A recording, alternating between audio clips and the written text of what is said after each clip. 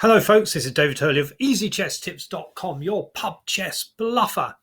And in this, the third of my series of mini videos about chess problems, basic chess problems for beginners and improving players, I'm going to look at a classic endgame problem that I have drawn from the first chess book that I ever bought when I was 12 years old, Gerald Abrahams' Chess in the Teach Yourself Chess Book series. This book is so old that it uses the old descriptive notation.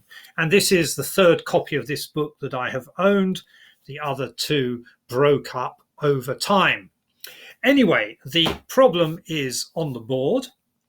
White is to move, and the question is, what should white do? Because it looks as if white is stuck.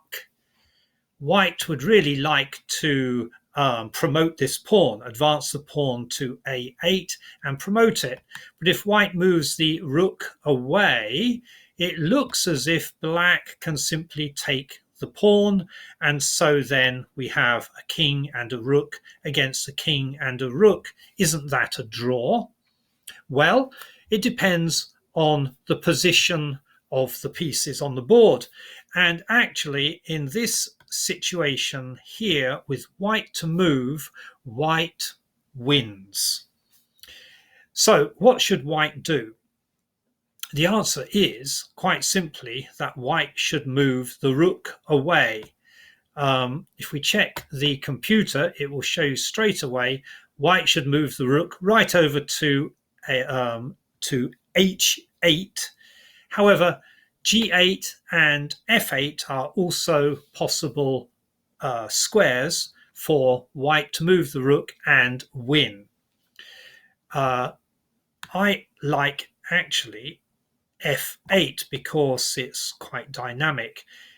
Now, what I say, it's dynamic, it's not ultra safe compared to the other two because the king can approach and attack the rook. So this one looks a bit risky, but in fact it's not at all risky. There is one little possible trap later on to avoid. But now let's look at black's options in this situation.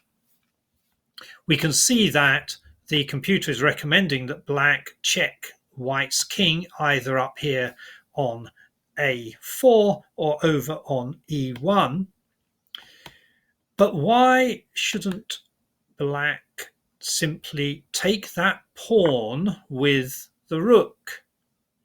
Because if black does that, then black's rook is lost, because now white can simply check the king, and the king must move away.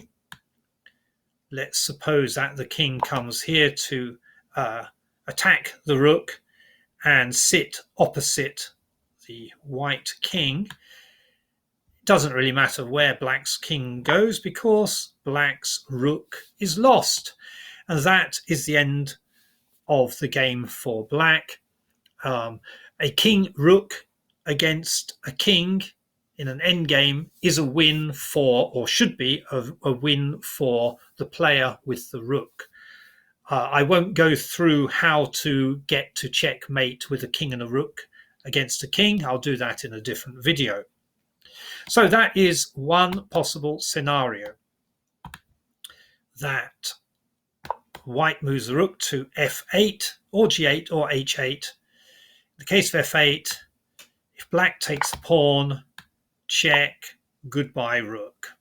So let's look at the second scenario that we can play out if we have the rook on f8. I like the rook on f8 because it kind of invites the king to attack the rook.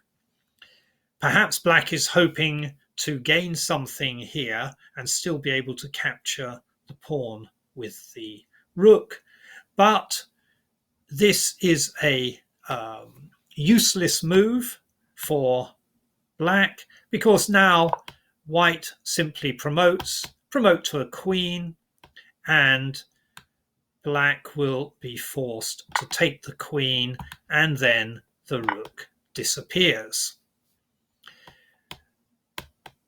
If we look at the third situation, one of these two checking scenarios. Oh, not that one. Okay, let's do that.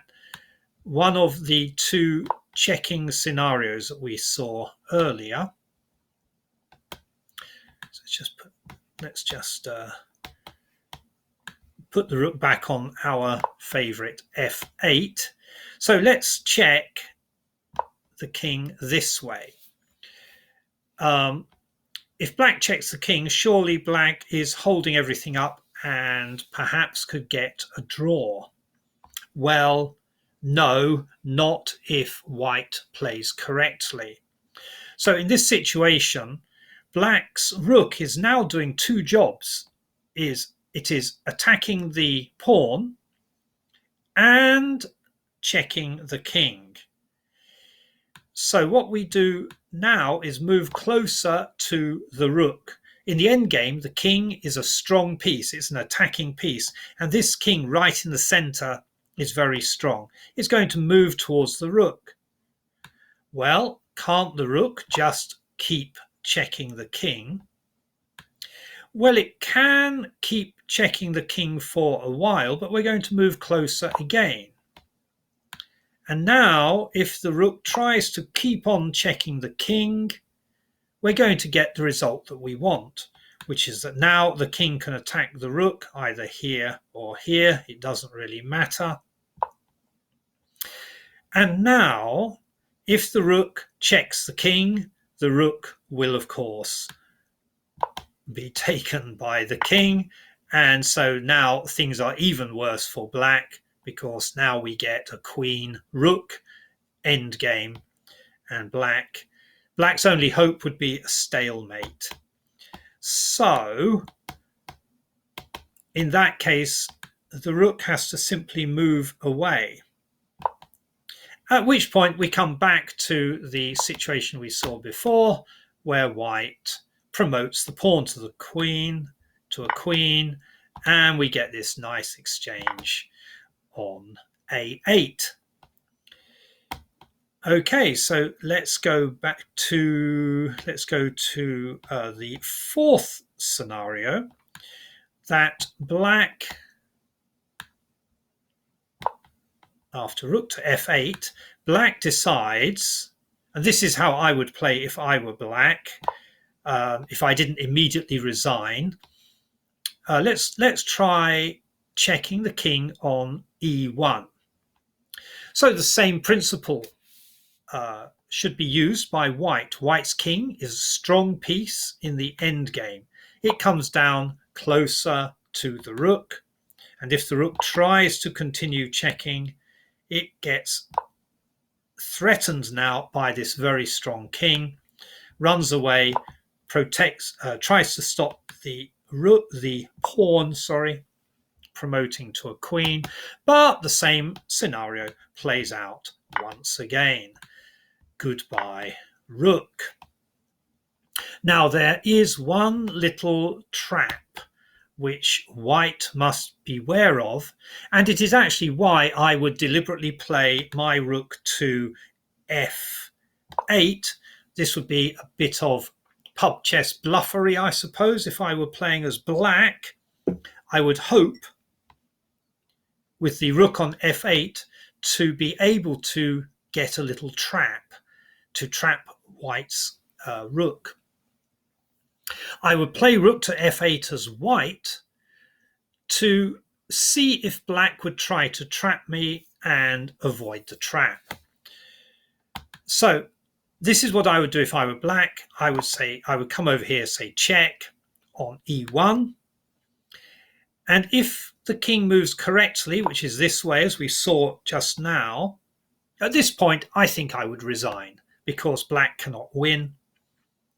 However, I would move to e1 first and check the king before resigning, because I want to see if white will make a little blunder, coming down to attack the rook, but not noticing that now the tables have been turned. And so now white cannot get a queen, and in fact it is black who would win. That is, as far as I can see, the only way that black can find a route to victory, but that is only if white blunders. Do not blunder in the end game, and you will be okay as white in this kind of situation, or you will be okay as black if the colors are reversed in this kind of situation. So the first move is rook to f8 or g8 or h8. If you move to g8 or h8, you will avoid any danger of getting your rook trapped, but if you blunder and move your king onto the same file. Okay, I hope that was useful. That's all from me, David Hurley of EasyChessTips.com, your pub chess bluffer.